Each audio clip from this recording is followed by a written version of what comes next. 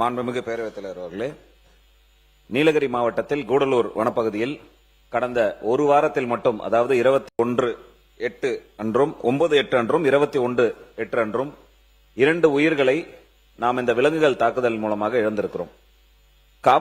வனத்துறையின் சட்டம் என்பது பல்வேறு கடுமையான சட்டங்களை உள்ளடக்கி இருக்கக்கூடிய ஒரு விஷயம். மாநில அரசிற்கே கூட பாத்தீங்கன்னா அந்த வனத்துறை என்று வரும்போது முழுமையான அதிகாரங்கள் என்பது நமக்கு வனத்துறையை பொறுத்த வரைக்கும் இல்ல. மத்திய அரசாங்கம் பயோடைவர்சிட்டி, ஃபாரஸ்ட், ரிசர்வ் ஃபாரஸ்ட் என்று சொல்லக்கூடிய இடங்கள்ல அந்த மரத்திலிருந்து விழக்கூடிய அந்த சுள்ளிகளை கூட பொறுக்குவதற்கு மனிதர்களுக்கான அனுமதி கிடையாது. அது அங்கேயே மக்கணும், அது உள்ளே மக்கி பூமிக்கு உரமாக வேண்டுமே தவிர ரிசர்வ் ஃபாரஸ்ட் சொல்ற, அதாவது டைகர் ரிசர்வ் என்று சொல்லக்கூடிய இடங்கள்ல 9/8 அன்றே புலி தாக்கியது என்ற செய்தி வந்தவுடன் அந்த புலியை பிடிப்பதற்கான நடவடிக்கையை நம்முடைய காவல்துறை எடுக்கவில்லை என்பதுதான் இங்கே வருத்தமான ஒரு விஷயம். ஏனென்று சொன்னால் மனித உயிர்களும் வனத்துறை எடுக்கவில்லை என்பதுதான் வருத்தத்துக்குரிய விஷயம். ஏனென்று சொன்னால் மனித உயிர்களும் முக்கியம், வனவிலங்குகளும் முக்கியம். ஏன்னா இன்னைக்கு பொறுத்த வரைக்கும் புலிகளினுடைய எண்ணிக்கை குறைந்து கொண்டே வருகிறது என்று ஒரு மிகப்பெரிய ஆய்வறிக்கை சொல்லிக் கொண்டிருக்கிறது நமக்கெல்லாம். அப்போ ரெண்டுத்தையும் ஏற்பார் போல் மனிதர்கள் வாழ்கின்ற பகுதிக்குள் விலங்குகள் வருவதை தடுக்க வேண்டியதும் நம்முடைய அவசியம். அதே நேரத்தில் விலங்குகள் இருக்கக்கூடிய அந்த ரிசர்வ் ஃபாரஸ்ட்ல மனிதர்கள் செல்லக்கூடியதை தடுக்க வேண்டியதும் நம்முடைய அரசாங்கத்தினுடைய கடமையாக இருந்து கொண்டிருக்கிறது. எனவே தமிழக அரசு உடனடியாக முன்னுரிமை கொடுத்து, மேன் ஈட்டிங் டைகர் என்று சொன்னால் ஒரு ஆட்களை கடித்து விட்டால் தொடர்ச்சியாக அதோடைய தன்மை அப்படிதான் இருக்கும். அது உடனடியாக மாற்றிக்கொள்வதெல்லாம் அந்த வனவிலங்குகளாலே முடியாது. எப்ப மனித ரத்தத்தை சுவைத்து விட்டதோ அது அடுத்து மனித ரத்தத்தை தான் தேடுமே தவிர விலங்கினுடைய ரத்தத்தை தேடுவது என்பது அதோடைய தன்மை இயற்கையிலே குறைஞ்சுவிடும். எனவே அந்த புலியை சுட்டு பிடிக்கலாம் என்று சொன்னால் சுட்டு பிடிக்கிறதெல்லாம் நம்ம சட்டத்தில் இல்ல.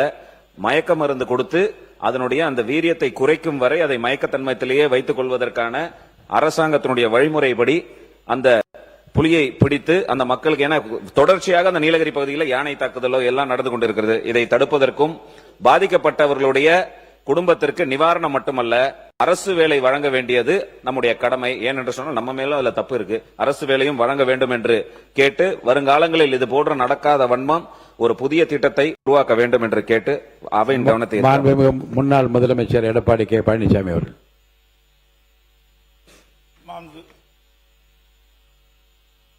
மாண்புமிகு பேரவைத் தலைவர்களே, விதி எண் 55 கீழ் நான் கவன ஈர்ப்பு கொடுத்திருக்கிறோம். ஒவ்வொரு ஆண்டும் ஜூன் 12ஆம் தேதி டெல்டா மாவட்டத்திற்கு பாசனத்திற்காக அவர் பதில் சொன்ன இந்த வனத்துறை அமைச்சர் அப்புறமா அதுக்கு சொன்னதுக்கு அப்புறம் எடுத்துக்கலாம். மாண்பு உறுப்பினர் தலவாய் சுந்தரம், இந்த பொருள் குறித்து புலி தாக்கியது குறித்து கவன ஈர்ப்பு கொடுத்தவர்கள் மட்டும் இப்போ உங்கள் கருத்தை நீங்க சுருக்கமாக வினாவாக தொடுக்கலாம். மாண்புமிகு பேரவைத் தலைவர்களே, தோவாளை ஒன்றியம் தோவாளை ஊராட்சிக்கு உட்பட்ட செண்பாம்பூரிலே கடந்த ஒரு வார காலமாக சிறுத்தை நடப்பாட்டம் கொண்டிருக்கிறது. அந்த சிறுத்தையை பிடிப்பதற்காக மாவட்ட வன அதிகாரியிடம் மனு கொடுத்தும் இதுவரை எந்த நடவடிக்கையும் எடுக்கவில்லை. நேற்றைய தினம் அந்த சிறுத்தை எங்கள் ஊருக்கே வந்துவிட்டது. ஆகவே மாண்புமிகு பேரவைத் தலைவர் மூலமாக பேரவைத் தலைவர் வனத்துறை அமைச்சர்களை கேட்டுக்கொள்கிறேன், தயவு செய்து உடனடியாக அந்த சிறுத்தையை பிடித்து, லாஸ்ட் டைம் இதே தான் சொன்னாங்க, கடந்த மாதம் அந்த சிறுத்தையை பிடித்து களக்காடு வனத்துறையில் கொண்டு விட்டார்கள். மீண்டும் அதே திரும்ப கன்னியாகுமரி மாவட்டத்தில் வந்துவிட்டது. ஆகவே அதை அந்த சிறுத்தையை பிடித்துக் கொண்டு வேற ஏதாவது ஒரு மலைப்பகுதியை கொண்டு விடும் என்று கேட்டுக்கொள்கிறேன். மாண்பு உறுப்பினர் செல்லசாமி அவர்கள். மாண்பு உறுப்பினர் செல்லசாமி. மாண்புமிகு பேரவைத் தலைவர் அவர்களே, நீலகிரி மாவட்டம் கூடலூர் தாலுகா ஓவேலி பேரூராட்சிக்கு உட்பட்ட அந்த பகுதியிலே கடந்த 10 தினங்களுக்குள் 2 பேர் புலியால் தாக்கி உயிரிழந்த சம்பவம் நடந்திருக்கிறது. வனத்துறை என்பது 10 நாள் ஆன பிறகு கூட அந்த புலிகளை பிடிப்பதிலே அல்லது அதற்கான நடவடிக்கை எடுப்பதிலே மெத்தனம் காட்டி வருகிறார்கள். இது பரவலாக நீலகிரி மாவட்டம் மட்டுமல்ல, கன்னியாகுமரி மாவட்டத்தில் கூட இப்போது சுட்டிக்காட்டுகிறார்கள். தொடர்ச்சியான யானைகள் தாக்கிய உயிர் பலிகள், புலிகள் தாக்கிய இது போன்ற சம்பவங்கள் தொடர்ச்சியாக நடைபெற்று வருகிறது.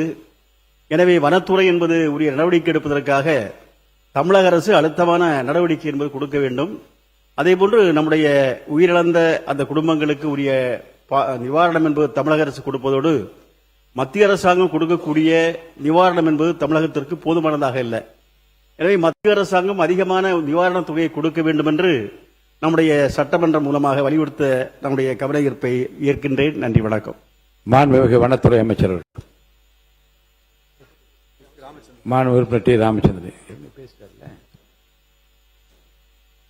மாண்புமிகு பேரவை தலைவர்களே, நீலகிரி மாவட்டம் கூடலூர் தாலுகா ஓவேரி வனப்பகுதியில் கடந்த 10 நாட்களில் 2 நபர்களை புலிகள் தாக்கி உயிரிழந்திருக்கிறார்கள். அந்த புலியை வனத்துறை மூலமாக மயக்க ஊசி கொடுத்து பிடித்து புலிகள் காப்பகத்தில் விட வேண்டும். அதே போல இன்றைக்கு வனவிலங்குகள் தாக்கி உயிரிழந்தால் அரசின் சார்பாக 10 லட்சம் ரூபாய் இழப்பீடு தரப்படுகிறது. அது போதுமானதாக இல்லை. அதை 25 லட்சமாக உயர்த்தி தர வேண்டும். அதே போல பாதிக்கப்பட்ட குடும்பத்திற்கு அரசு வேலை வழங்க வேண்டும். இவ்வாறு தொடர்ந்து வனவிலங்குகள் மனித மோதல்களை தடுக்க வனப்பகுதியை ஒட்டி சோலார் ஓபன்ஸ் அமைக்க வேண்டும் என்று இந்திய கம்யூனிஸ்ட் கட்சியின் சார்பாக அரசின் கவனத்தை ஈர்த்து அமர்கிறேன். மாண்புமிகு வனத்துறை அமைச்சர் அவர்கள். மாண்புமிகு பேரவைத் தலைவர் அவர்களே, நம்மளுடைய மாண்புமிகு சட்டமன்ற உறுப்பினர்கள் எல்லாம் ஒரு கவன ஈர்ப்பு தீர்மானத்தை கொடுத்திருக்காங்க.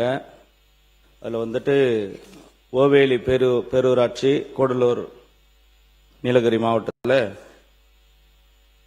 திரு பாலகிருஷ்ணன் வயது 56 என்பவர் 9/8/2026 அன்று புலி தாக்கி இறந்தது உண்மை.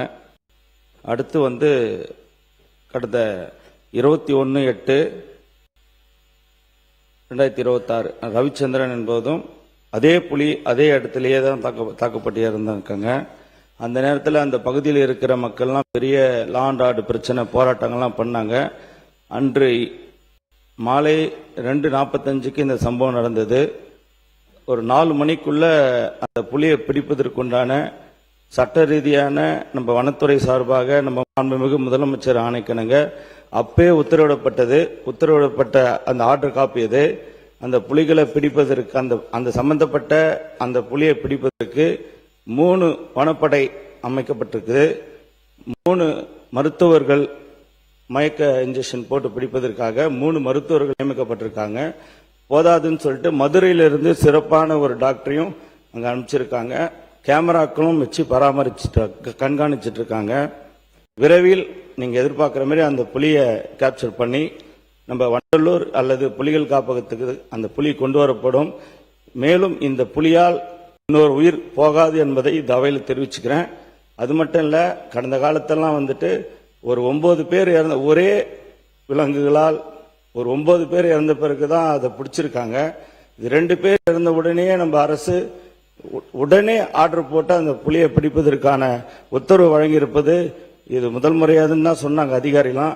அது அன்று சம்பவம் நடந்த அன்றே உத்தரவு போட்டு இந்த ஆர்டர்லாம் கையில் இருக்கு. நீங்க அதை பத்தி பேசுறது வருத்தமான விஷயம் தான். 10 லட்சம் கொடுக்க சொல்லி உத்தரவு போட்டாச்சு, அதையும் கொடுத்துருவாங்க. நீங்க கேட்ட கோரிக்கைக்கு உரிய பதில் எது வந்தாலும் நீங்க உரிமையா கேளுங்க. எங்க துறை சார்பாக நாங்கள் சப்போர்ட் பண்றோம். எங்க முதல்வரும் அதுக்கு உறுதுணையா இருப்பார் என்பதை நேரத்தில் இந்த அவையின் வாயிலாக தெரிவிச்சுக்கிறேன். நன்றி. மாண்புமிகு முன்னாள் முதலமைச்சர் எடப்பாடி கே. பழனிசாமி அவர்கள். மாண்புமிகு பேரவைத் தலைவர்களே, தங்களிடம் சட்டப்பேரவை விதி 55 கீழ் ஒரு கவன ஈர்ப்பு கொடுத்திருக்கின்றோம். ஒவ்வொரு ஆண்டும் ஜூன் 12ஆம் தேதி மேட்டூரிலிருந்து டெல்டா மாவட்டத்திற்கு குறுவை சாகுபடி செய்ய தண்ணீர் திறக்கப்படும். இந்த ஆண்டு தண்ணீர் திறக்கப்படவில்லை. அதனால நிலத்தடி நீரை அதை நிலத்தடி நீரை நம்பி சுமார் 2 லட்சம் ஏக்கர் விவசாயிகள் குறுவை சாகுபடி செய்தார்கள். அதில் 1 லட்சம் ஏக்கர் தண்ணி இல்லாமல் காய்ந்து. மாண்பு உறுப்பினர், நீங்க அறிவிப்பு கொடுத்திருக்கின்றீர்கள். அரசிடமிருந்து இன்னும் பதில் வரல. என்னன்னா நீங்க விளக்கமா சொல்ல இருங்க, ஒன்று சொல்லிடுறேன். இதே போன்று நீங்க விளக்கமா சொல்ல ஆரம்பிச்சு பதில் வராமல் நான் அதை அனுமதித்தால் அரசாங்கம் பதில் தருவது ஏன் தாமதப்படுத்துகிறது, ஏன் பதில் விலை என்ற பிரச்சனை வரும். பதில் வந்தவுடன் விரிவாக பேசுவதற்கான வாய்ப்பு இப்ப மென்ஷன் பண்ணிட்டீங்க. இப்ப இல்ல, இப்போது நீங்கள் பதிவு செய்துவிட்டு மேட்டூர் அணையில் ஏன் தண்ணீர் திறக்கவில்லை என்பது வினாவாக கேட்டுவிட்டீர்கள். விளக்கத்தை மாண்புமிகு நீர்வளத்துறை அமைச்சர் பதில் கிடைத்தவுடன் இதே அவையில் நான் பதில் சொல்லுவேன். அது வரைக்கும் இதை மென்ஷன் செய்ததாக பதிவு செய்ததாக நான் ஏற்றுக்கொள்கிறேன். பதிவு பண்ணியாச்சு.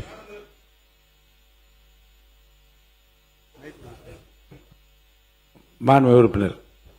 மாண்புமிகு பேரவைத் தலைவர்களே, டெல்டா மாவட்டங்களில் சென்ற வாரம் பெய்த திடீர் மழையால் சுமார் 2000 ஏக்கரில் விளைந்த நெற்பயிர்கள் மழைநீரில் மூழ்கி சேதமடைந்துள்ளது. மேலும் நேரடி நெல் கொள்முதல் நிலையத்தில் திறந்த வெளியில் அடுக்கி வைக்கப்பட்டிருந்த நெல் மூட்டைகள் மழையால் நனைந்து முளையிட்டுள்ளது. ஆகவே இது இரண்டு குறித்து அரசுடைய கவனத்திற்கு கொண்டு வருகின்றேன். இதை பதிவு செய்து கொள்கிறோம். அறிவிப்புக்கு அமைச்சரவரிடமிருந்து அரசிடமிருந்து பதில் வந்தோடு விரிவாக விவாதிப்பதற்கு நான் அனுமதி அளிப்பேன். இதோடு மென்ஷன் பண்ணியது போது இன்றைக்கு 13 உறுப்பினர்கள் பேச வேண்டாம். 6 மானிய கோரிக்கைகள் நான் விவாதத்துக்கு எடுத்துக்கோ. 2026-27 ஆண்டுக்கான மாண்பு வேளாண்மைத்துறை அமைச்சர் அவர்கள். மாண்புமிகு பேரவைத் தலைவர் அவர்களே, முன்னாள் முதல்வர் மாண்புமிகு பேரவை உறுப்பினர் திரு ஐயா எடப்பாடி பழனிசாமி அவர்கள் திருவாரூர் மற்றும் நாகப்பட்டினம் உள்ளிட்ட டெல்டா மாவட்டங்களில் மழை பெய்து பயிர்கள் பாதிப்படைந்திருக்கு நிவாரணம் வழங்கும் என கூறியிருந்தார். இது குறித்து மாண்புமிகு பேரவைத் தலைவர் வாயிலாக சில விவரங்களை பேரவைக்கு தெரிவிக்க விரும்புகிறேன். 2026 ஆண்டு தென்மேற்கு பருவமழை காலத்தில் தமிழகத்திற்கு இயல்பாக கிடைக்க வேண்டிய மழை அளவு 185.6 மில்லிமீட்டர். ஆனால் 23/8/2026 வரை இயல்பை விட 18% குறைவாக 151.4 மில்லிமீட்டர் மட்டுமே கிடைத்துள்ளது. இந்நிலையில் கடந்த 20/8/2026 முதல் டெல்டா உள்ளிட்ட சில மாவட்டங்களில் காற்றுடன் கூடிய லேசான மழை மிதமான மழை பெய்து வருகிறது. இதில் கடந்த 20/8/2022 காற்றுடன் கூடிய கனமழை பெய்ததால் திருவாரூர் மாவட்டம் நன்னிலம் வட்டாரத்தில் சுமார் 180 ஏக்கர் பரப்பளவிலும், தஞ்சாவூர் மாவட்டம் திருப்பனந்தாள் வட்டாரத்தில் 0.81 ஹெக்டேர் பரப்பிலும் அறுவடைக்கு தயாராக இருக்கும் குறுவை நெற்பயிர்கள் சாய்ந்துள்ளதாக அறிக்கை வெளியிட்டுள்ளார். நாகப்பட்டினம் உள்ளிட்ட இதர டெல்டா மாவட்டங்களில் தற்போது பயிர் பாதிப்பு இல்லை. எனினும் பயிர் நிலை தினசரி கண்காணிக்கப்பட்டு வருவதாகவும் பயிர் பாதுகாப்பு ஏற்படும் பட்சத்தில் உரிய நடவடிக்கை மேற்கொள்ளப்படும் எனவும் மாவட்ட நிர்வாகம் தெரிவித்துள்ளது.